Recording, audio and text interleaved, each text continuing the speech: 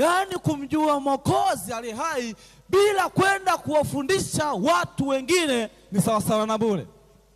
Yaani kumjua Mwokozi aliye hai halafu ukabaki vile vile na maisha ya thamani, maisha ya dhambi, maisha ya kutokutii maagizo ya Mungu, maisha ya kuwadharau wengine, yaani ni sawasawa na bure. Hivyo amua katika siku hii ya leo, unapomjua Mwokozi ubadilike, uishi katika maisha yaliyo matakatifu.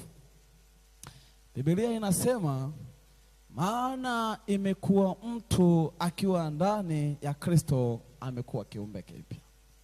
Tafasiri yake ni kwamba wale wanaomjua Mwokozi aliye hai wanapewa uwezo wa kubadilishwa na kuwa wana na binti za Mungu. Wito wa Yesu hauishi tu ndani ya kanisa, pia unaenda hata kwa watu wa mataifa. Enyi watu wa mataifa, wewe ambaye haujamkiri Yesu kuwa Mwokozi wa maisha yako, wewe ambaye haujaukubali wokovu wa huyu Mwokozi aliye hai, wito wake katika siku hii ya leo ni kwamba mpe Yesu maisha yako ili yeye ayabadilishe maisha yako. Yaani wito wake ni kwamba utoke katika maisha ya udangaji, uje katika zizi lake, uje katika hekalu lake, yeye atakubadilisha. Yaani Yesu hataki ujibadilishe ndo uje. Ajenda yake ni kwamba wewe njoo hivyo ulivyo na dhambi zako, halafu yeye atakupa ushindi wa kushinda dhambi.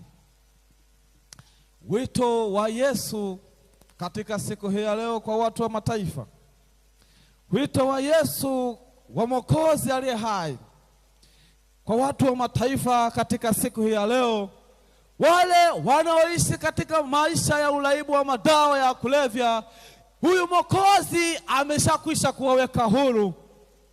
Wale ambao mnaishi katika maisha ya udangaji, huyu Mwokozi ameshakwisha kuwaweka huru.